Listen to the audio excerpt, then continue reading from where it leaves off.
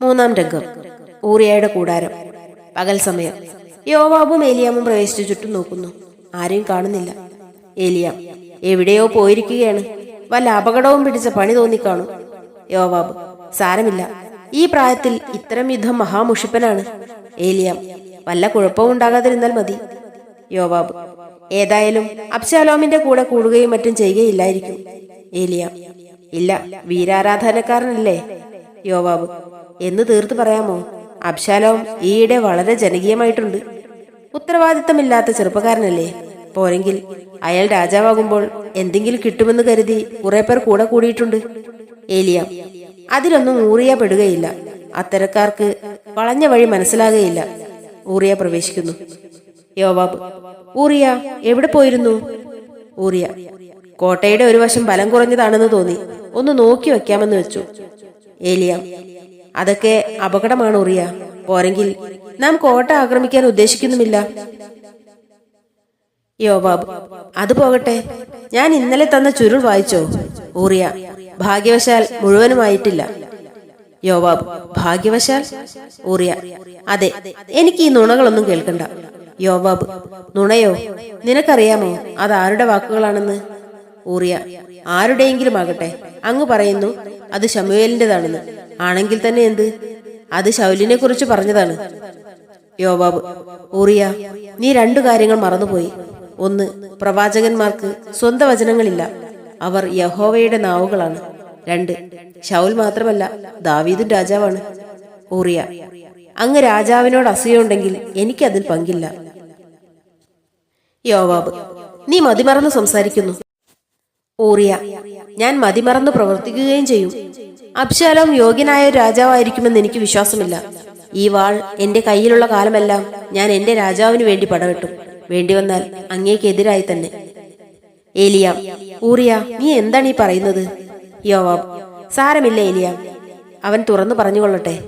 ഊറിയ ദാവീദ് രാജാവിന് അനന്തരാവകാശിയെ തേടുന്ന ചുമതല എന്റേതല്ല. ഞാൻ എപ്പോഴും അദ്ദേഹത്തിന്റെ പക്ഷത്താണ്. അദ്ദേഹത്തിന് വേണ്ടി ഞാൻ എന്റെ അമ്മാവനെ ചതിച്ചു കൊന്നു. ഊറിയ ഇതൊക്കെ ശരിയാണെങ്കിൽ എന്തുകൊണ്ട് നമുക്ക് ആക്രമിച്ചുകൂടാ? എനിക്കൊരു ചെറു സൈന്യം തന്നാൽ മതി. യോവാബ് അത് മാത്രം വയ്യ. ഊറിയ എന്തുകൊണ്ട്?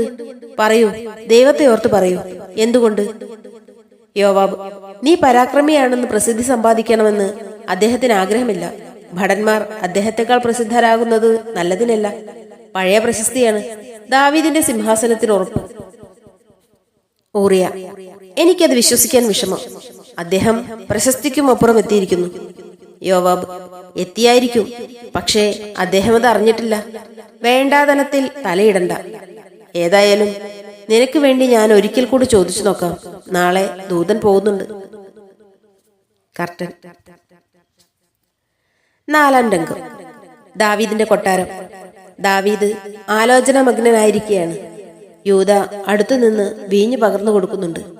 അന്നയും ബത്ശേബയും പ്രവേശിച്ച് ഒതുങ്ങി നിൽക്കുന്നു. ദാവീദ് എന്താണ് മടിച്ചു നിന്നത്? പേടിയൊക്കെ പോയില്ലേ? ബത്ശേബ ഇനി പേടിച്ചിട്ട് കാര്യമില്ല. ദാവീദ് പെട്ടെന്ന് എണീറ്റ് എന്താണത്? എന്താണത്? അമാസ പരിഭ്രമിച്ച് പ്രവേശിക്കുന്നു.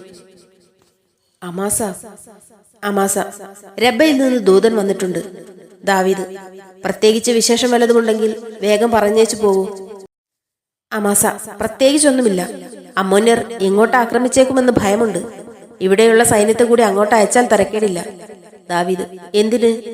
അമാസ വേണ്ടി വന്നാൽ പട്ടണം ആക്രമിക്കാൻ. ദാവീദ് ഇവന്റെ എല്ലാം തലയ്ക്കകത്ത് കടന്നൽ കയറിയിരിക്കുകയാണ്. പട്ടണം നിരോധിച്ചാൽ മതിയെന്ന് യോവാബിനോട് പറയൂ. എത്ര ദിവസമെങ്കിലും ആകട്ടെ. ഇവിടെയുള്ള ചെറിയ സൈന്യത്തെ അങ്ങോട്ട് അയക്കണ്ട. ഒരു ഭടനെങ്കിലും അനാവശ്യമായി നഷ്ടപ്പെട്ടാൽ യോവാബ് അതിന് സ്വന്തം ശിരസുകൊണ്ട് ഉത്തരം പറയേണ്ടി വരുമെന്ന് പറഞ്ഞേക്കുക.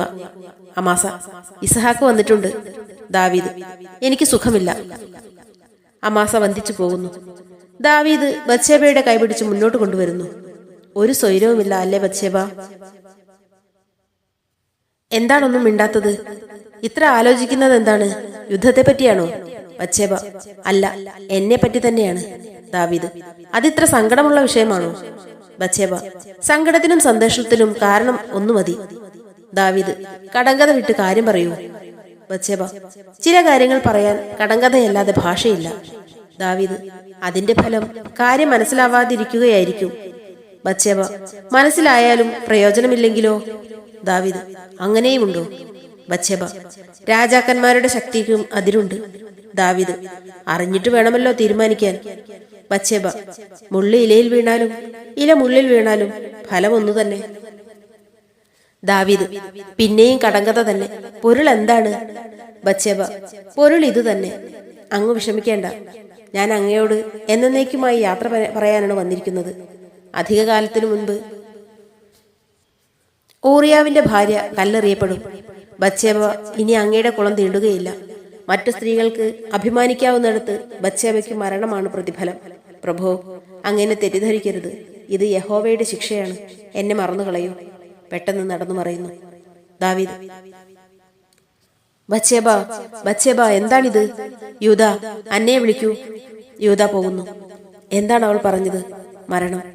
ഹാ, അങ്ങനെയോ? ആയിരിക്കില്ല. എങ്കിൽ സകലതും നശിച്ചു.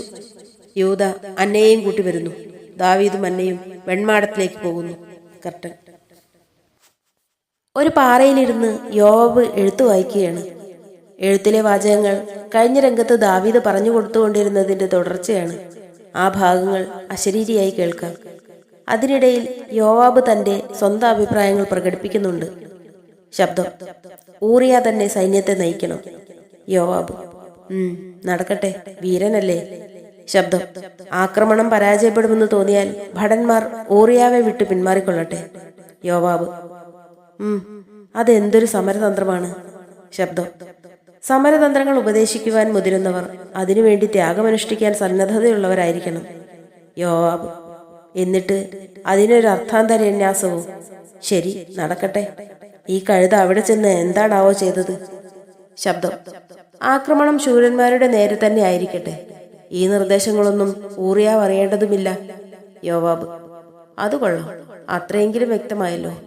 ശബ്ദം: വളരെ വലിയ സൈന്യത്തെ ചെലവാക്കാതിരിക്കാൻ പ്രത്യേകം ശ്രദ്ധിക്കുക. യോവാബ്: വേണമെങ്കിൽ അവനെ ഒറ്റയ്ക്ക് അയച്ചേക്കുക. പാവം ചെറുപ്പക്കാരൻ, ബലിയാട് പോലെ. ഇതെന്നെ ഏൽപ്പിക്കേണ്ടിയിരുന്നില്ല. എന്തു ചെയ്യാം? ചെയ്യാതൊക്കുമോ? കാര്യം വ്യക്തമായി. ഇനി കാരണവും കൂടി ഒന്ന് അറിഞ്ഞിരുന്നെങ്കിൽ. ദൂരത്ത് ആരെയോ കണ്ട് കൈ കാണിക്കുന്നു. രാജാവ് ഇത്ര കൈവിട്ട് പ്രവർത്തിക്കണമെങ്കിൽ. ഊറിയ പ്രവേശിക്കുന്നു. ഊറിയ: എന്തിനാണ് വിളിച്ചത്? വിശേഷം വല്ലതുമുണ്ടോ? യോവാബ്: നീ കൊണ്ടുവന്നത് വിശേഷം തന്നെയാണ്. ഊറിയ: ഞാൻ കൊണ്ടുവന്നതോ? യോവാബ് എഴുത്ത് കാണിക്കുന്നു. അതെ, നിന്റെ മനസ്സിലുള്ളത് തന്നെ. ഊറിയ കൈനീട്ടുന്നു.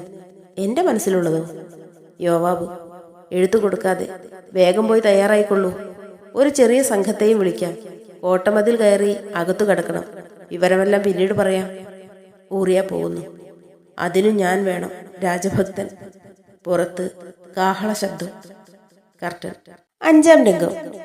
ഊറിയാവിന്റെ ഭവനം. ബത്ശേബ ഒരു പീഠത്തിലിരിക്കുന്നു. ദാവീദ് പുറത്ത് പിടിച്ചുകൊണ്ട് ആശ്വസിപ്പിക്കാൻ ശ്രമിക്കുകയാണ്.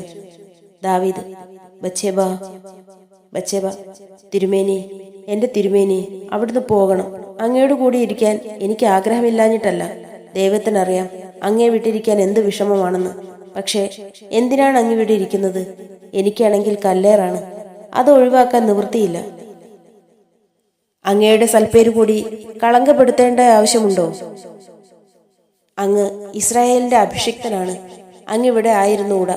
ദയവ് ചെയ്തു പോകൂ. ദാവീദ്: ബത്ശേബ, അങ്ങോട്ട് വരാത്തത് കൊണ്ടാണ് ഞാൻ ഇവിടെ വന്നത്. ബത്ശേബ: ഞാൻ എങ്ങനെ അവിടെ വരും ഈ അവസ്ഥയിൽ? ഇനി മറയ്ക്കാനും എളുപ്പമല്ല. അങ്ങേക്ക് വേണ്ടിയാണ് ഞാനിവിടെ വരാതിരിക്കുന്നത്. ദാവീദ്: ബത്ശേബയ്ക്ക് വേണ്ടിയാണ് ഞാനിവിടെ വരുന്നത്. ബത്ശേബ: അങ്ങേക്ക് എന്റെ വേദന കുറയ്ക്കാൻ കഴിയില്ല. എനിക്ക് വേദന വർദ്ധിക്കുന്നതേയുള്ളൂ അങ്ങയുടെ അപകടമോർത്ത്. ദാവീദ്: ഞാനൊരു ഭീരുവല്ല ബത്ശേബ. എനിക്ക് വല്ലതും ചെയ്യാനുണ്ടായിരിക്കുമെന്ന് വിചാരിക്കൂ. ബത്ശേബ അല്പം ആശയോടെ: എന്ത്? ദാവീദ്: കല്ലേറല്ലാതെ പോവഴിയില്ലെന്നാണോ?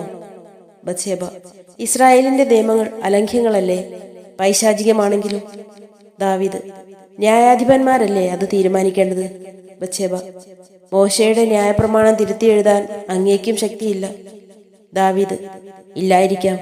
പക്ഷേ അതുകൊണ്ട് എന്റെ കൈ ദുർബലമായി പോയി എന്ന് വിചാരിക്കേണ്ട. ബത്ശേബ: എന്തിനാണ് ഈ ബുദ്ധിമുട്ടെല്ലാം? എന്നെ വിട്ടുപോകൂ. ഇസ്രായേലിൽ സ്ത്രീകൾ അവസാനിച്ചു പോയിട്ടില്ല. പോകൂ. ദാവീദ്: ബത്ശേബ, ഇനിയും എന്നെ മനസ്സിലാക്കിയില്ലേ? എന്റെ സ്നേഹം അത്ര നിസ്സാരമാണെന്നാണോ തോന്നുന്നത്? ബത്ശേബ: നിസ്സാരമല്ല, അസാധ്യം.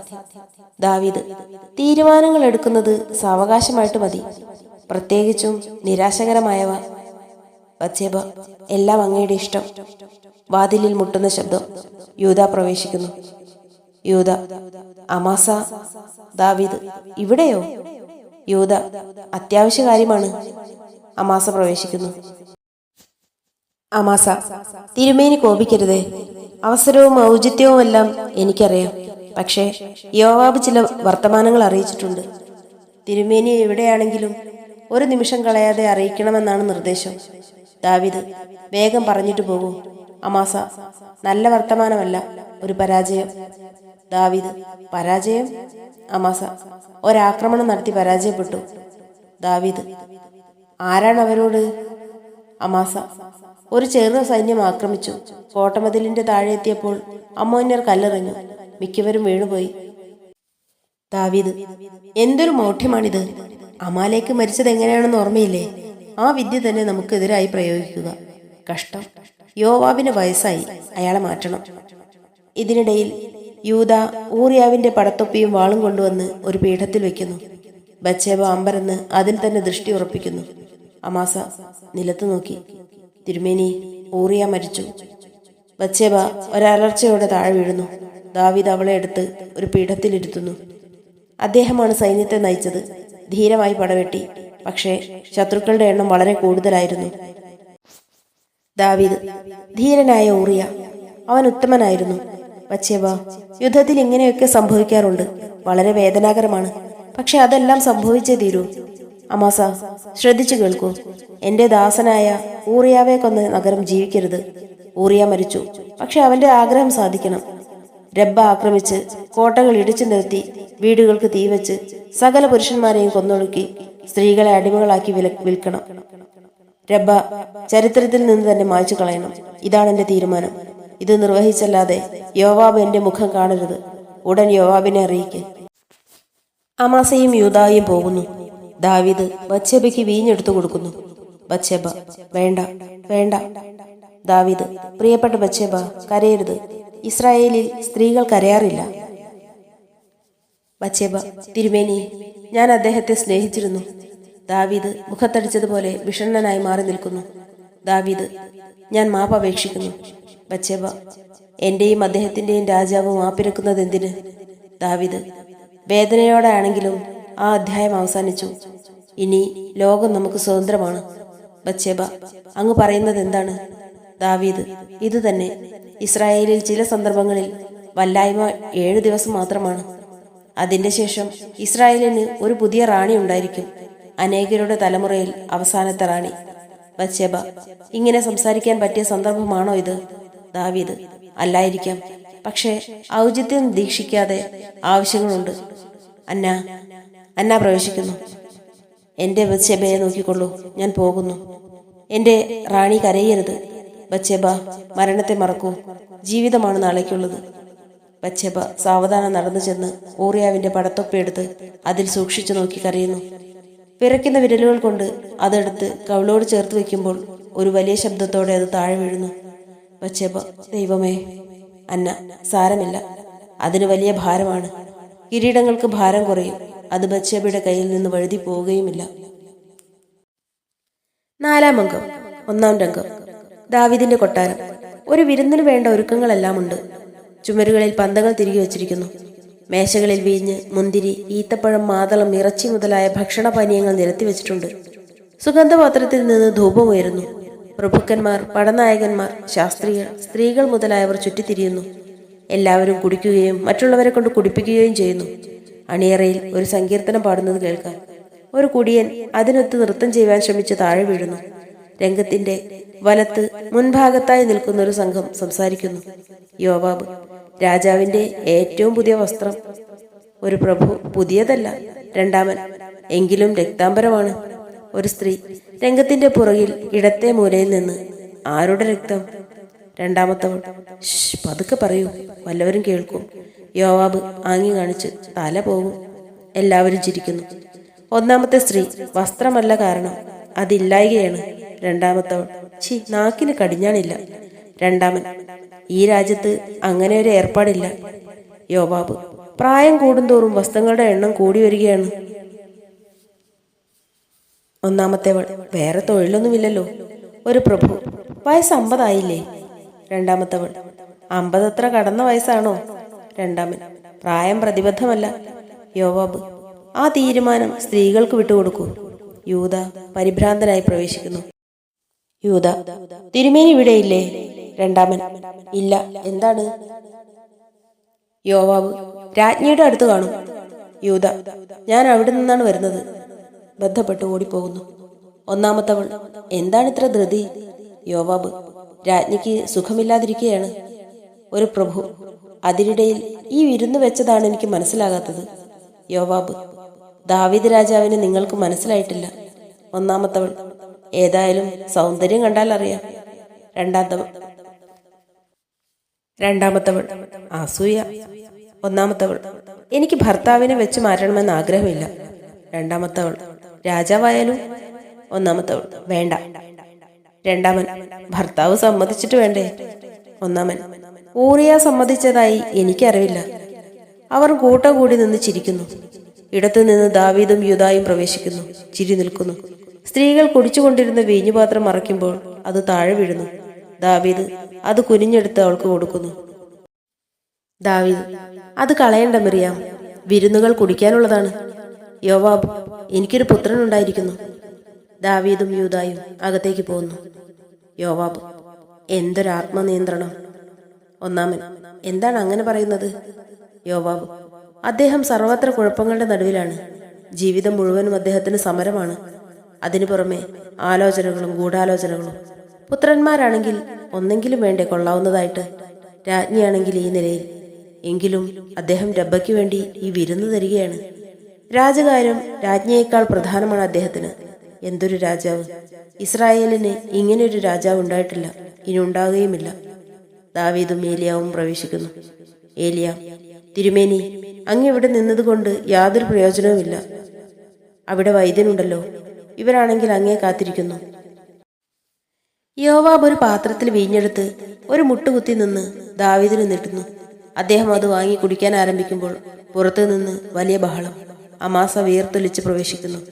അമാസ, തിരുമേനി, എല്ലാം പോയി. ദാവീദ് അക്ഷോഭ്യനായി, എന്താണ് അമാസ? അബ്ശാലോം ആക്രമിക്കുകയാണോ?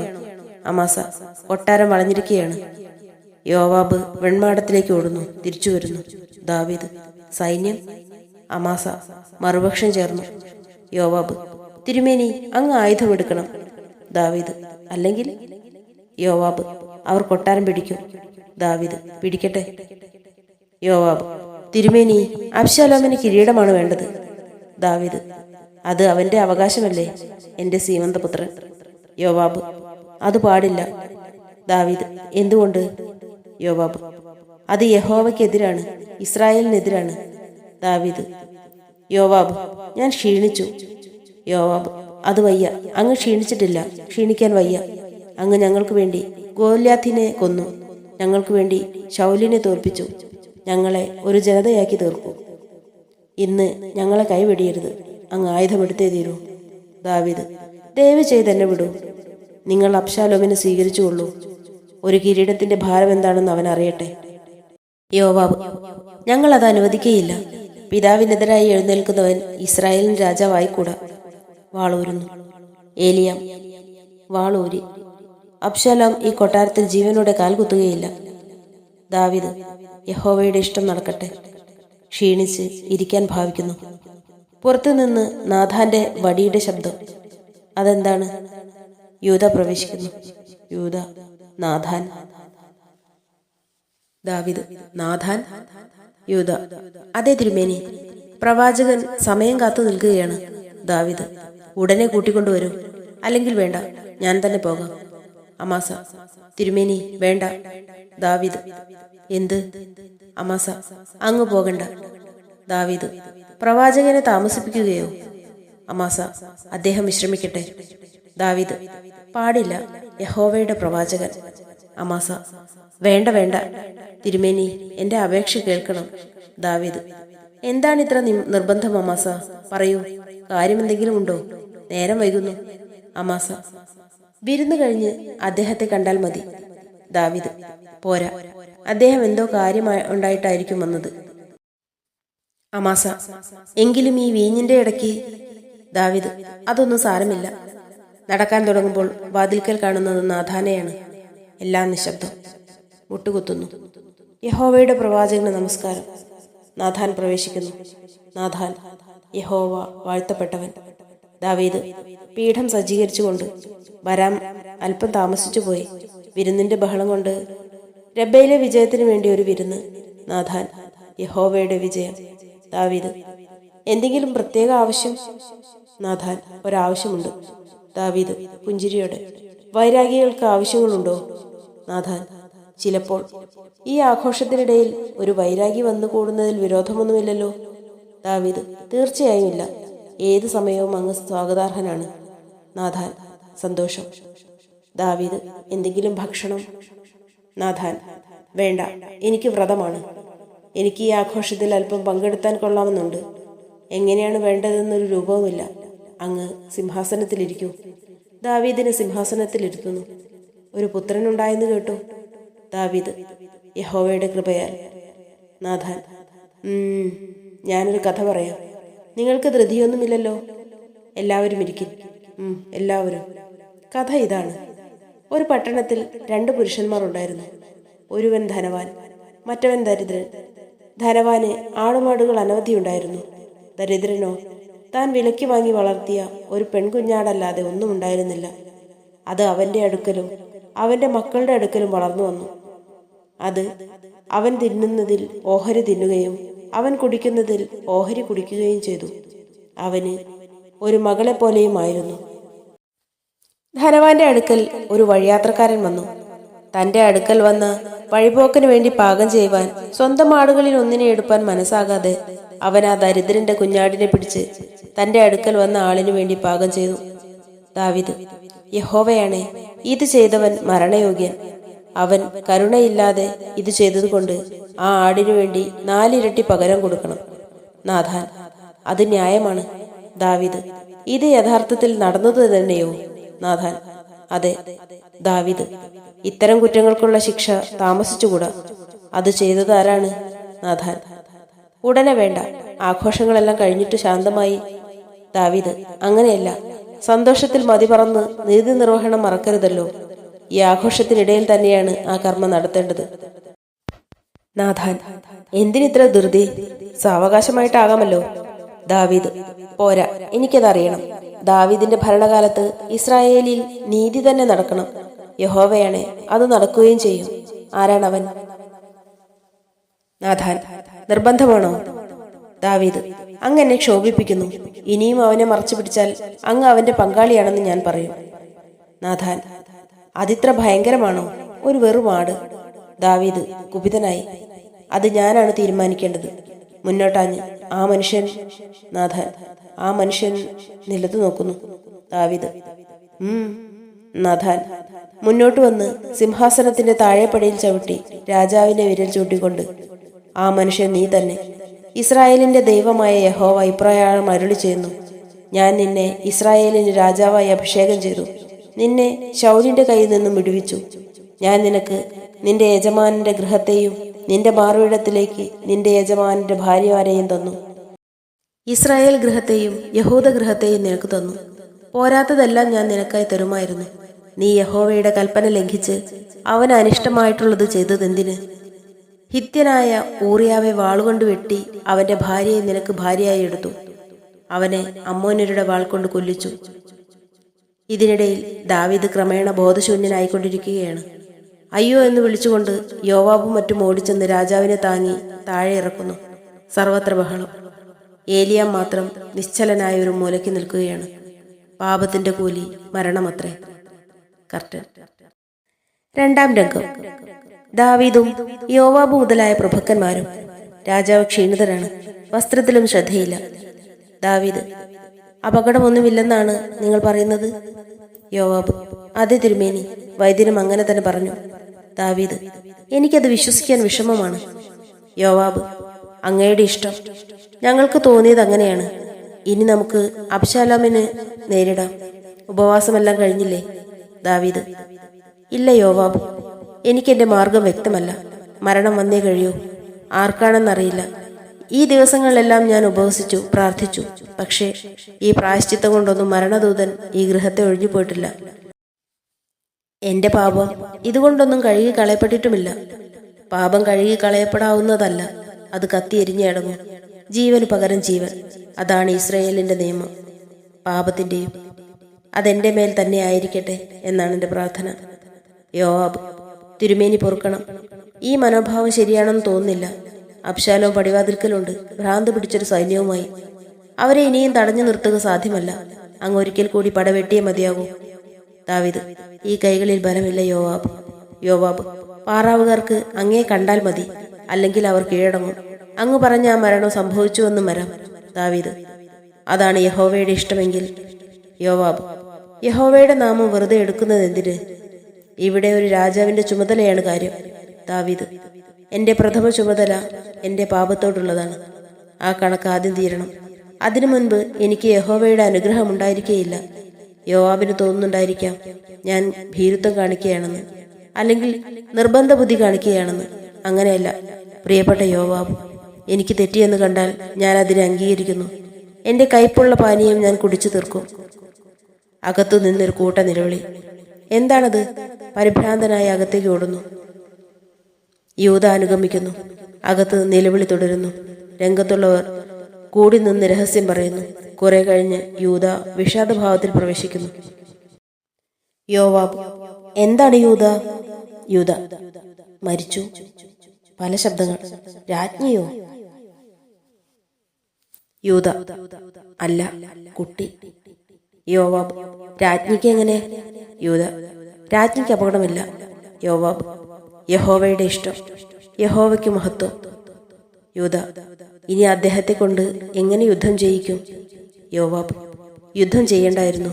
അദ്ദേഹം ഒന്ന് പുറത്തു വന്നിരുന്നെങ്കിൽ. യൂദ: അബ്ശാലോം ജയിച്ചതു തന്നെ. അമാസ അത് നേരത്തെ കണ്ടു. യോവാബ്: ആ പ്രവാചകനാണ് ഈ കുഴപ്പമുണ്ടാക്കിയത്. അബ്ശാലോമിന് നാം ഭാരമായി തോന്നും. ഇസഹാക്ക്: എങ്കിലും തിരുമേനി ഇങ്ങനെ നമ്മെ കൈവിടിയുമെന്ന്. ദാവീദ് ഊരിയ വാളുമായി പ്രവേശിക്കുന്നു. ദാവീദ്: ഇല്ല ഇസഹാക്ക്, ദാവീദ് രാജാവ് നിങ്ങളെ കൈവിടുകയില്ല. നിങ്ങൾക്ക് അത്ഭുതം തോന്നുന്നുണ്ടായിരിക്കാം. എന്റെ പ്രായശ്ചിത്തം കഴിഞ്ഞിരിക്കുന്നു. ഞാൻ എന്റെ പാപത്തിനു വേണ്ടി കരഞ്ഞു. പാപത്തിന്റെ ഫലം മരണം ഏറ്റെടുത്തു. സംഭവിക്കേണ്ടത് സംഭവിച്ചു. ഇനി ജനങ്ങളോടും നിങ്ങളോടുമുള്ള എന്റെ ചുമതല. യഹോവ എന്നോട് കൂടിയുണ്ട്. യൂദ. യൂദ പുറത്തേക്ക് ഓടുന്നു. ഒരു നിമിഷത്തിനുള്ളിൽ ഗംഭീരമായ കാഹളധ്വനിയും പെരുമ്പറ ശബ്ദവും. യോവാബ്, പോയി അബ്ശാലോമിനെ വിളിച്ചു കൊണ്ടുവരൂ. യോവാബ് പോകുന്നു. യൂദ പ്രവേശിച്ച് ദാവീദിന് കുടിക്കാൻ കൊടുക്കുന്നു. ഒരു ലഹളത്തലവൻ. യോവാബ് ഓടി പ്രവേശിക്കുന്നു. യോവാബ്: തിരുമേനി പറഞ്ഞത് ചെയ്യാൻ നിവൃത്തിയില്ല. ദാവീദ്: എന്ത്? യോവാബ്: അബ്ശാലോമിനോളം വേഗത്തിലോടാൻ കഴിവുള്ള ഒരു ദൂതനെ കിട്ടിയില്ല. തിരുമേനി ആയുധമെടുത്തെന്നറിഞ്ഞപ്പോൾ സൈന്യം കുമാരന് നേരെ തിരിഞ്ഞു. ദാവീദ്: എന്റെ മകൻ മരിച്ചു. യഹോവയുടെ നാമം വാഴ്ത്തപ്പെടട്ടെ. അകത്തേക്ക് നോക്കി. സൈന്യങ്ങളുടെ യഹോവയ്ക്ക് ഒരു സങ്കീർത്തനം. വാദ്യസംഘം ഒരു കീർത്തനം ആരംഭിക്കുന്നു. കർട്ടൻ.